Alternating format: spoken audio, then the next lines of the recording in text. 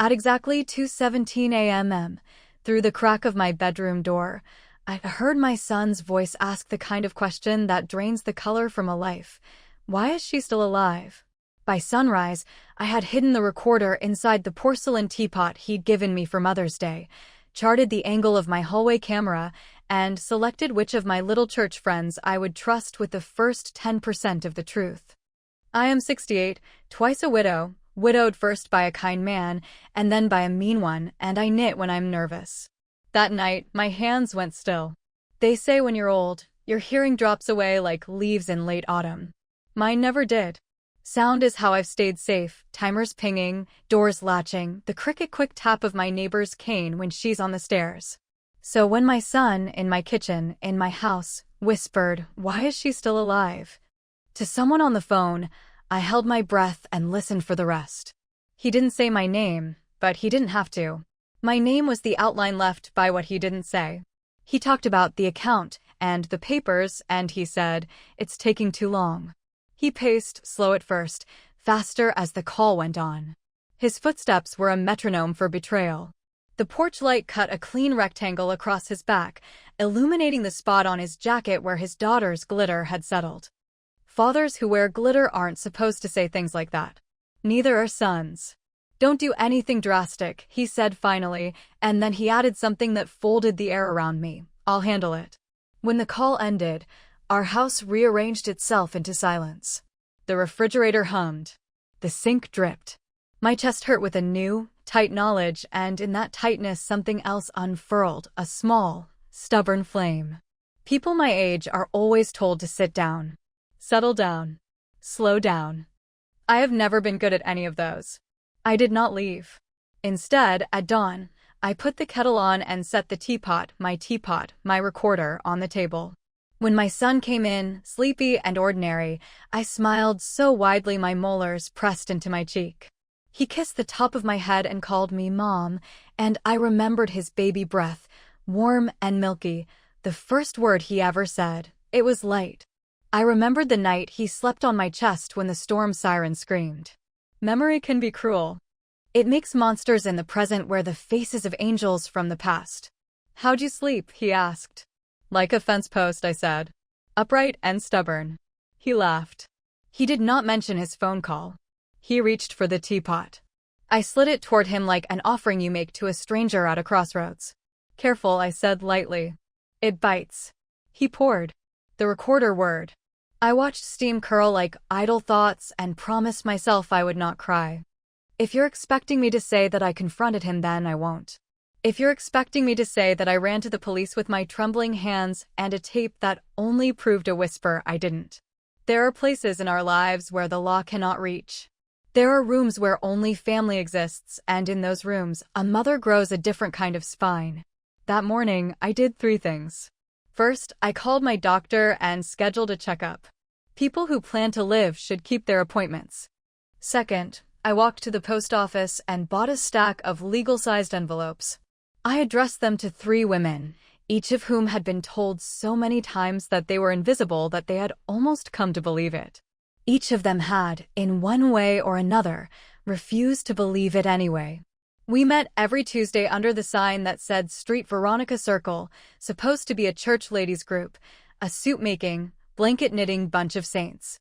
We did knit and we did make soup, but we were not saints. We were veterans. Divorce papers, probate fights, night shift work, custody hearings, hospital rooms where machines got to decide what was human between us. There was very little we hadn't survived. When you are 68, you don't choose friends, you choose lieutenants. Third, I took the battery out of my hallway smoke detector, not because I was careless, but because sometimes danger smells like burnt toast, and I wanted to smell everything. The envelopes went out with a single sheet in each. "Come to my house tonight. Bring your listening ears and your hardest truths." The Street Veronica Circle arrived in 2s and 3s, carrying casseroles and a quiet, iron curiosity. Mila wore her nightclub eyeliner as if the sun were still down. Patricia clipped her gray hair back with a rhinestone comb that made her look like a host on a fancy radio show.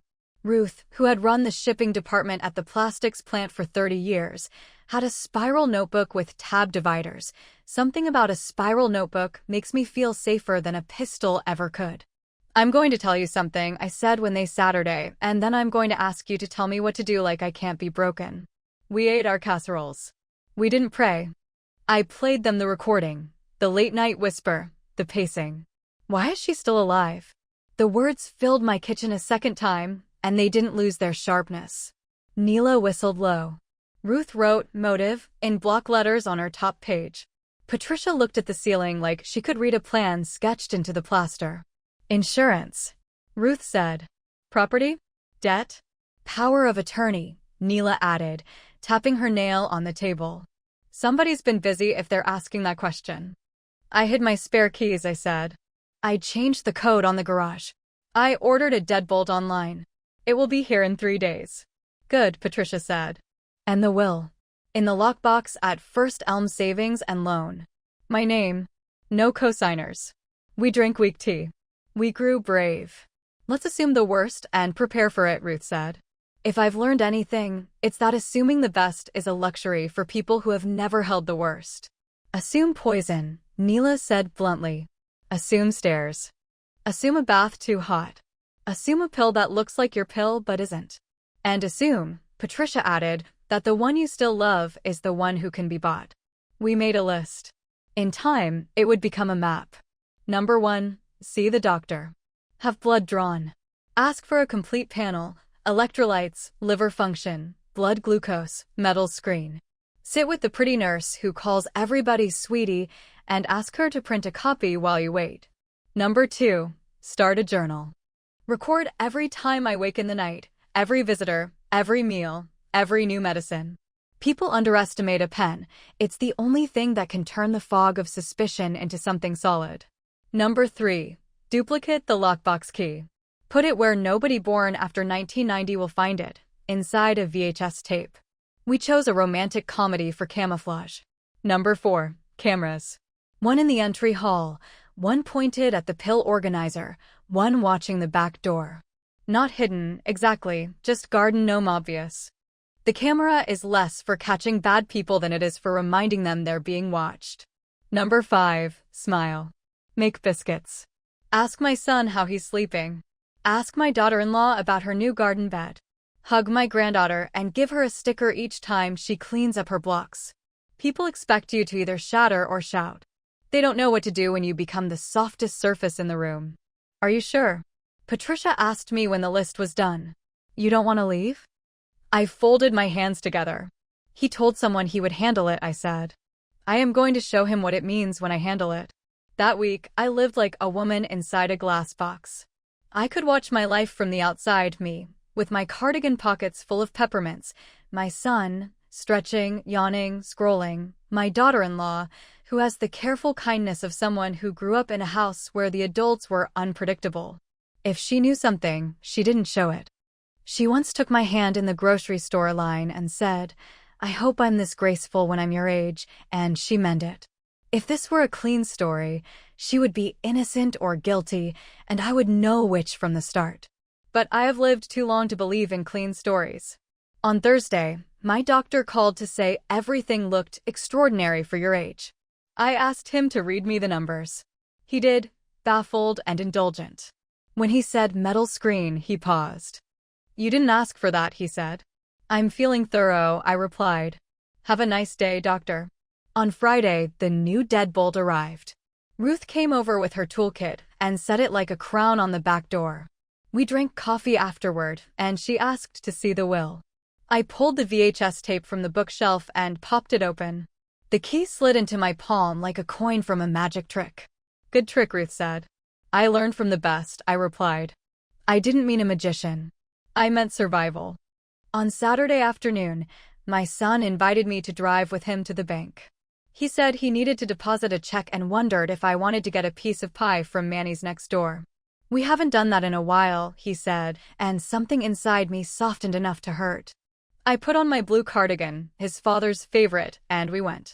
First Elm Savings and Loan is the kind of bank that pretends it's a living room. The chairs look soft, and the wallpaper is printed in cheerful leaves. The pens are chained with dainty gold. My son stopped at the teller and said, "Deposit, please," and I took a number to wait for a safe deposit box room. I had decided to check the will, to see if it had grown legs and walked when I wasn't looking. We got our pie afterward. He told me about a project at work and asked if my knee still ached before the rain. The sky was clean, no rain in sight, and that made me trust him less. "Mom," he said suddenly, "have you thought about moving somewhere with more care?" He didn't meet my eyes when he said it. "Somewhere," he added, "that's safer." "I am safe," I said. He smiled, bright, boyish, aching. "I'm just thinking about the future." There is an American cruelty that disguises itself as concern. It wears the face of a man who loves his mother and uses the future as a quiet threat.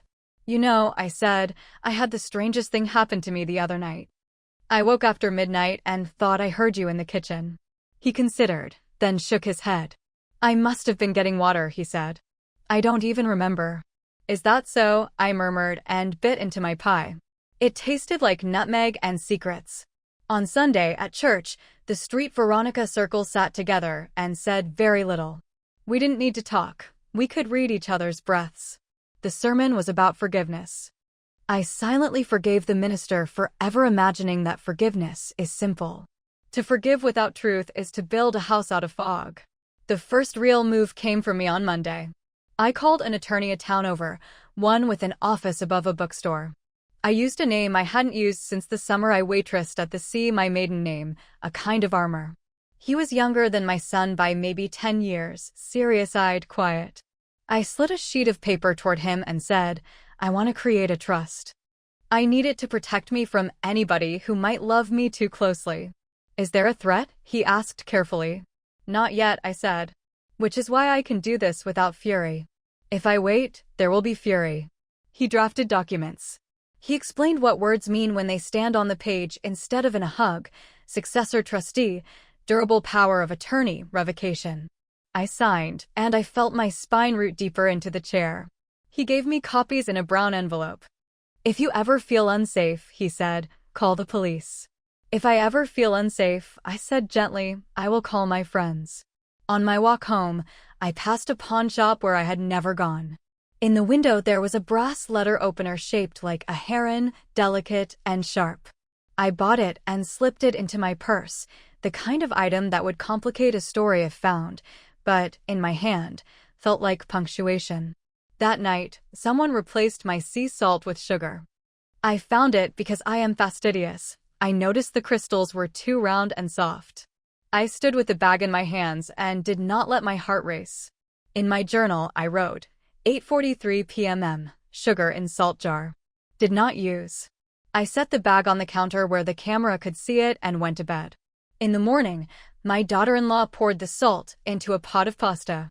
I let my eyes widen and said, "Oh dear, that's the sugar." She laughed, embarrassed, apologetic. "I'm so sorry," she said, and tossed the pot. I smiled and watched her face as it rearranged itself back to normal. If she had known, she hid it well. If she hadn't, I had become cruel in the wrong direction. That's the problem with suspicion. It multiplies, and each copy is less accurate than the last. The next attempt was more direct. On Wednesday, my pill organizer appeared, already filled. Pink capsule, white tablet, tiny round blue pill I didn't recognize. "I must have done it last night," I said to the air. I did not touch the box. I called my doctor and asked if he had changed anything about my prescriptions. He had not. I took a photo and sent it to Ruth, who sent it to her niece, who works in a pharmacist's office and hates the way people sneer when she tells them what she does. 15 minutes later, Ruth replied with a list. "Your 2 meds, a placebo vitamin, and a sedative not prescribed to you. Not lethal.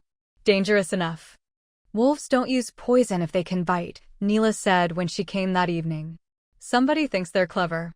They want you groggy. They want stairs." The stairs in my house are shallow, forgiving. The carpet is new.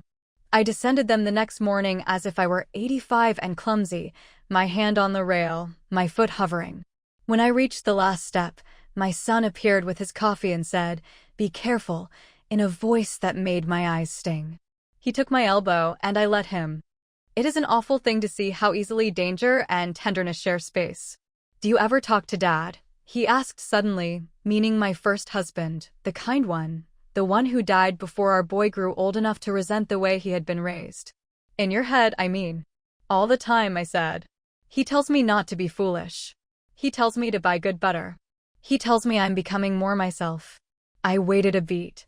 And he tells me the truth doesn't need to be shouted to be heard. I don't know what that means, my son said. I think you do, I said. He looked at me then, a bright, unguarded look I remembered from when he was 10, and insisted he hadn't stolen the cookies, crumbs on his shirt, chocolate-like sincerity at the edge of his mouth. Mom, he said, have I done something? I could have ended everything right there. I could have asked him why he asked that. I could have played the recording on my phone and watched his face change shape. Instead, I said, the butter's on the second shelf and the good jam's behind the pickles, and I saw the tiny, grateful way his shoulders dropped. I was becoming cruel in the right direction now, the kind of cruelty that waits.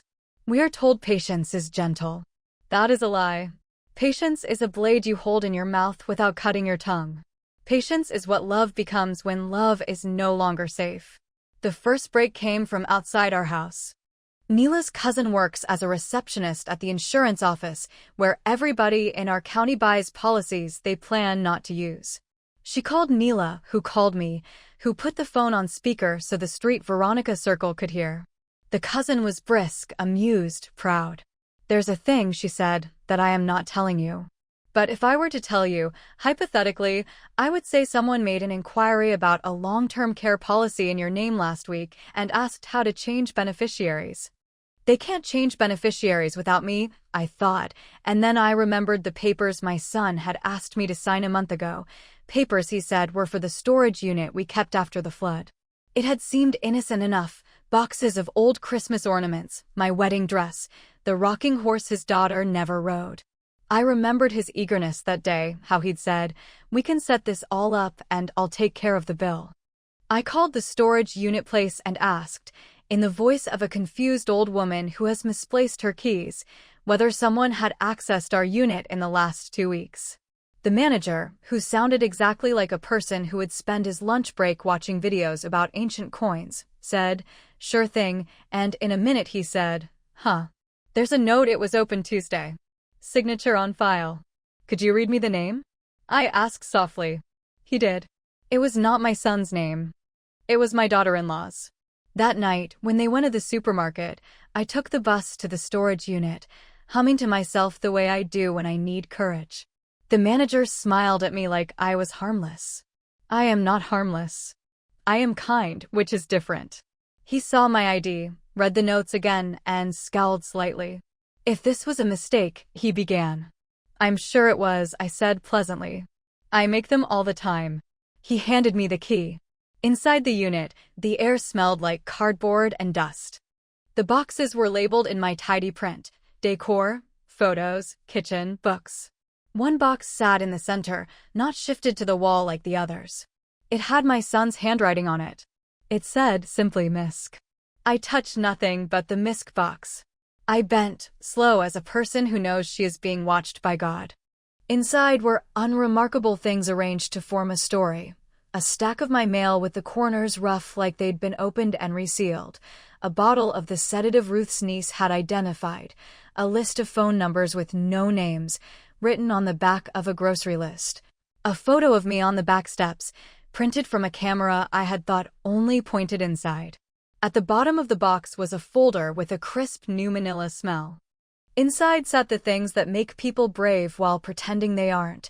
A draft of a power of attorney I had not signed, an application for a home equity line of credit in my name, and a brochure for a premier assisted living community that used the word vibrant 5 times on the first page. I took photos of everything in the box with my phone. I slid the folder back exactly where it had been and put a single peppermint from my cardigan pocket at the very bottom among the papers. It would leave no proof, only a hint. I wanted someone to feel the chill of being watched, the way I had for days. When I got home, the house was full of the smell of bread. My daughter-in-law stood at the counter, her hands white with flour. She looked up and smiled like she was an orchard in summer. There you are, she said. I was about to call. I thought I'd walk, I said. It's too fine a night to waste. I leaned into the smell of the bread and saw her cheeks flush, and I wondered if it was guilt or yeast. The street Veronica circle met that evening for the last time in my kitchen before everything changed. Ruth drew a timeline on her spiral pages. Neela found 2 of the numbers on the list in the missed box. One belonged to an insurance adjuster in the city, one to a real estate agent who specialized in quick sales. Patricia, who believes in the power of soft words, took my hand and said, "We will do this without breaking your heart." I shook my head. "That is not possible," I said. "We will do this, and my heart will also be broken." "Those can both be true." "What's the end you want?" Ruth asked. "Say it out loud." "I want the same thing I have always wanted," I said. "For my son to stop hurting me.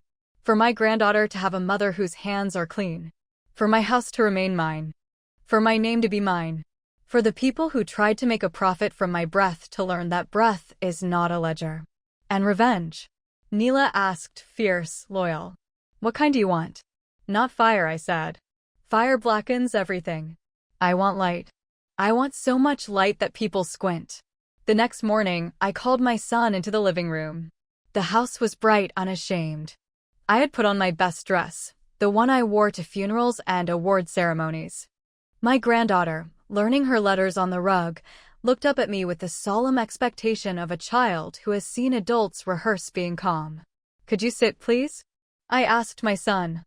He glanced at his wife, then at me, and sat.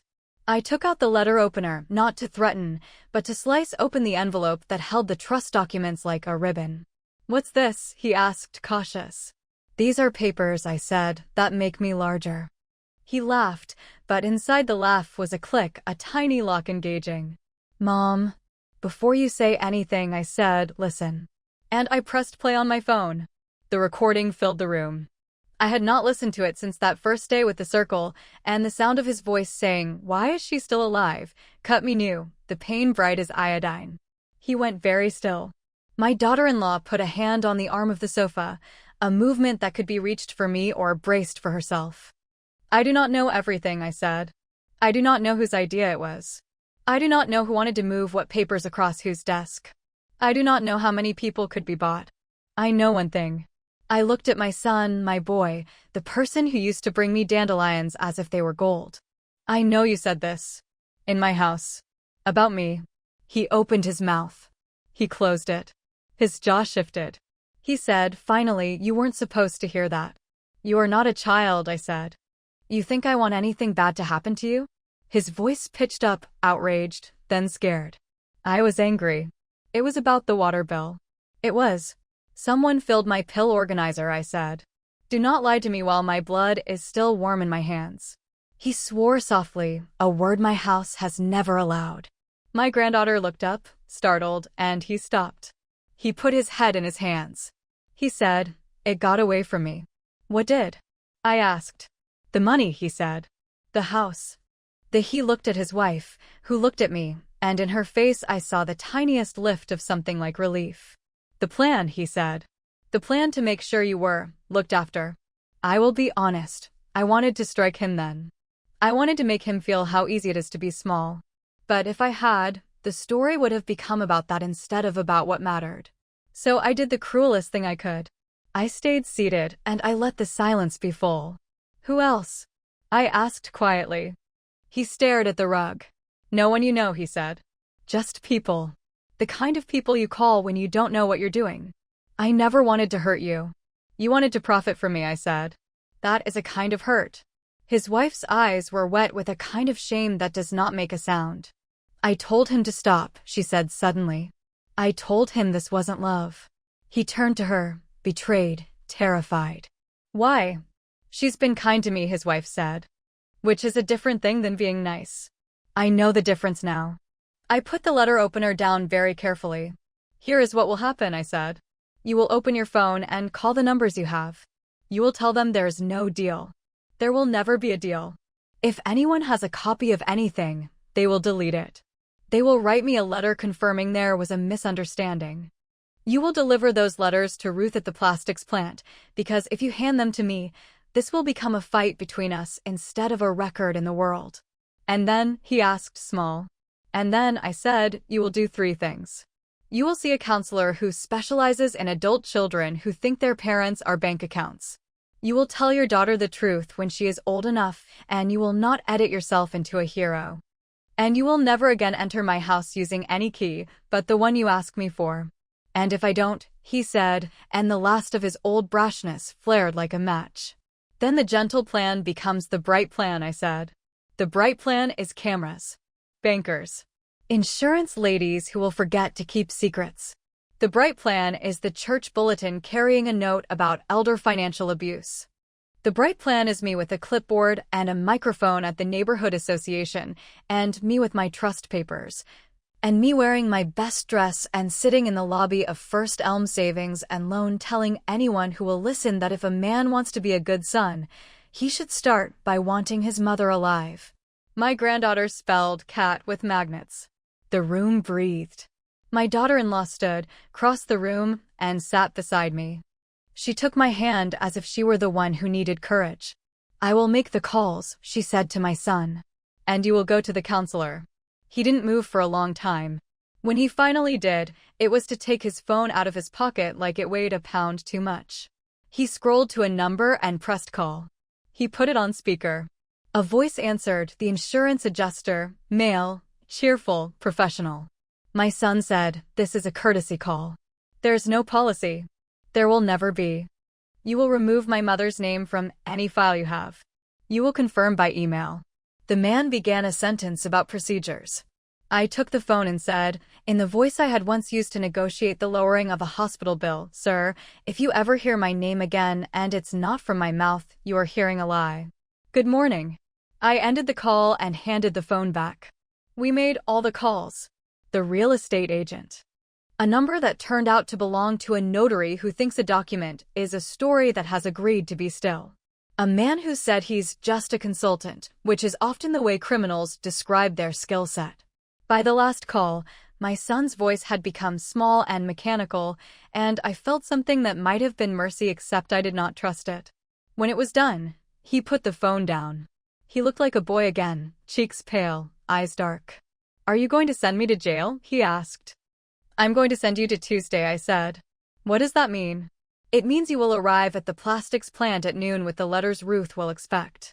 It means we will meet after at Manny's for pie. It means you will tell me what you told the counselor in the morning. And it means that for a very long time, when I say a thing, you will do it, because the one thing you have proven is that you cannot be trusted to make decisions for me. He flinched at that. His wife squeezed my hand. My granddaughter held up the magnet board, cat, and we all nodded like it was a sign. You might think this is the ending, but no. You do not dismantle a plan like theirs with a single morning's calls. A week later, a man with a smile like a pocket knife arrived at my door. He wore a suit and carried a clipboard because people who carry clipboards are granted access in this country as if they were priests. I'm here to do a home safety evaluation, he said.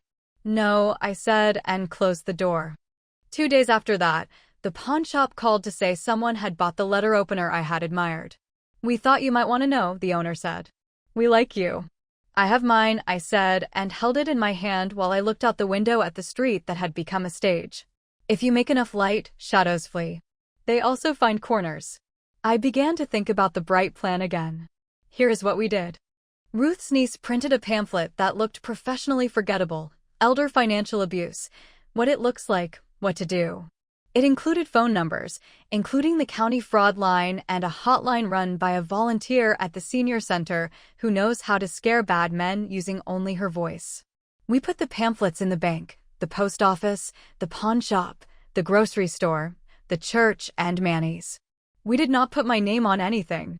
Patricia wrote a letter to the editor about the invisible theft that happens in daylight. She included a story about her friend M, who had almost lost her house. The story was not mine. It was someone else's from 3 towns over. But stories speak to each other. They handshake across air. Mila had the bouncer at her old club, she calls him her son in the spirit, stand across the street most afternoons pretending to check his phone. There are men who do not fear God, but who fear a man who looks like he lifts weight for a hobby. I went to First Elm Savings and Loan in my best dress, sat in the chair that pretends to be in a living room, and asked to speak to the manager. When she came out, I told her I needed to update my file.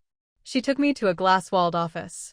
I handed her the trust documents and a typed list of what would now happen if any person attempted to open any account or line of credit using my name. I said I wanted two-factor authentication for every breath. I handed her the pamphlet Ruth's niece had made and, with the grace of a woman who has taught at least 3 people to parallel park, asked if she might put a stack by the pens with the dainty gold chains.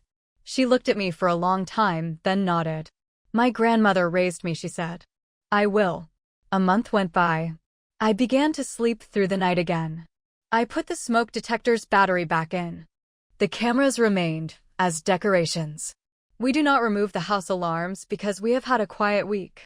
My son went to counseling the way a man might go to a small, precise surgery. He came home one afternoon, stood in the doorway, and said, "I told the counselor the truth." I stirred a pot of soup. I said I wanted to be the son who solves things. And when the counselor asked what things, I said money. He asked what things money is supposed to solve. And I said fear. He asked what fear. And I said, the fear that I will never be able to give my daughter what you gave me, which was a house that felt like an anchor. He asked why I thought taking your house would give my daughter one. And I didn't have an answer that didn't make me look like a man I never wanted to be. I set the spoon down. "Do you think it will be enough?" I asked. "No," he said. "But I think it will keep me from becoming worse." His wife began to come by after work just to sit with me while the bread rose, our hands quiet companions. She told me truths like confessions.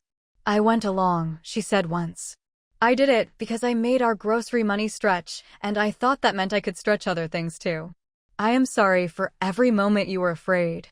I am sorry your life taught you that care and control are the same thing," I said. "They aren't." My granddaughter learned to spell dog, then bird, then grandma, carefully, letter by letter, the G backwards so it looked like a hook.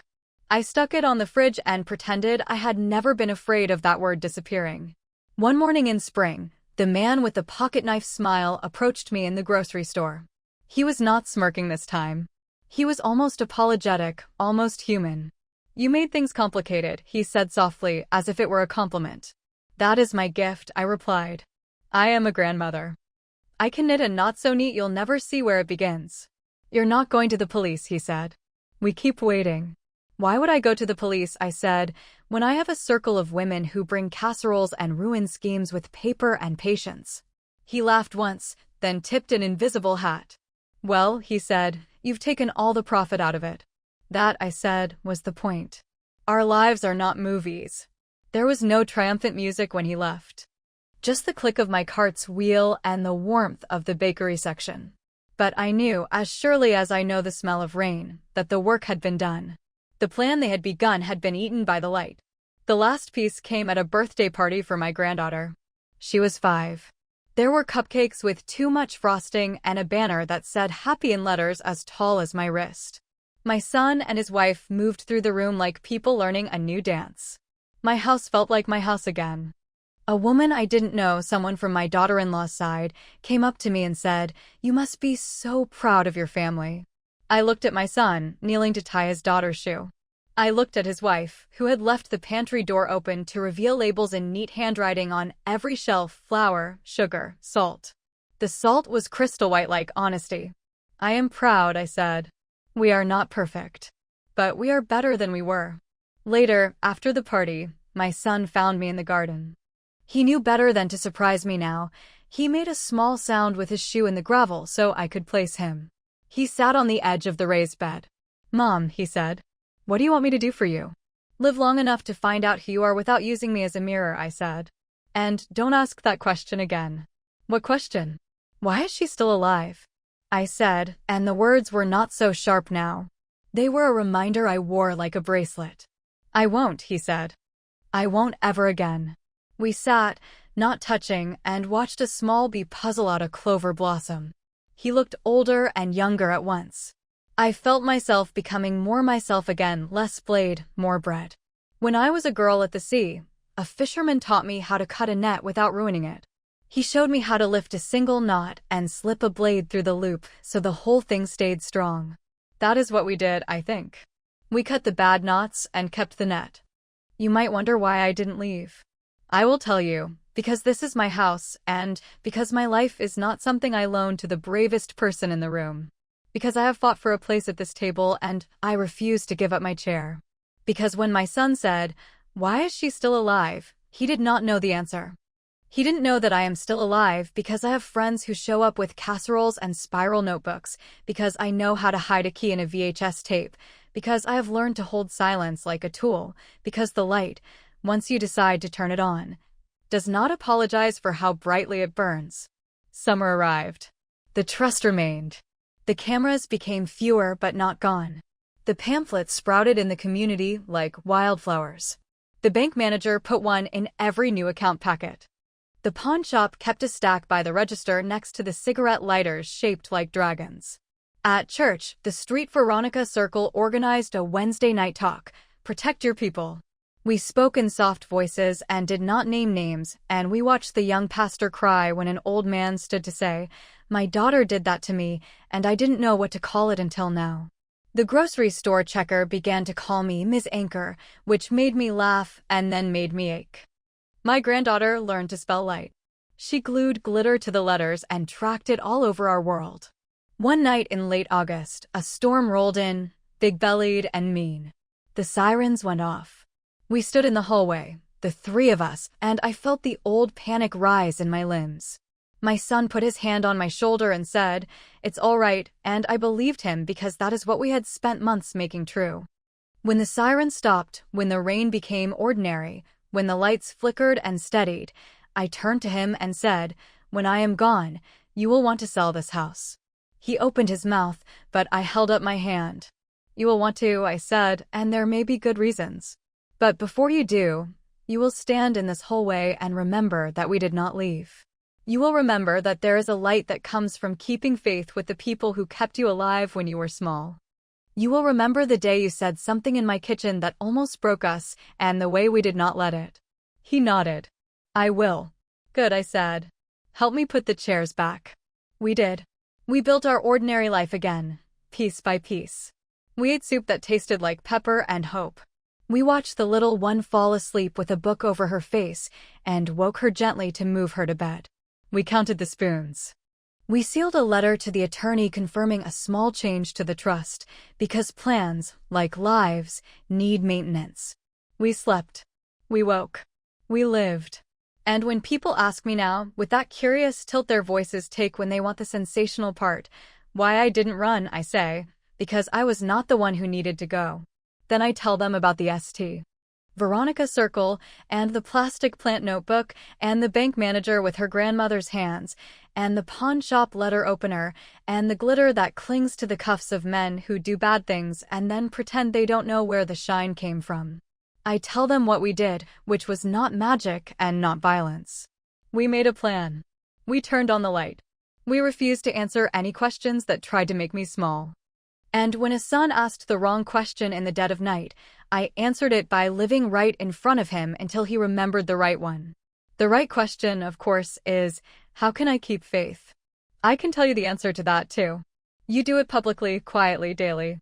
You do it with pie and paperwork, with patience and pamphlets, with a trust document and a letter opener shaped like a heron that you never have to use. You do it by sitting in your best dress in the lobby of a bank that wants to be a living room and asking for more light.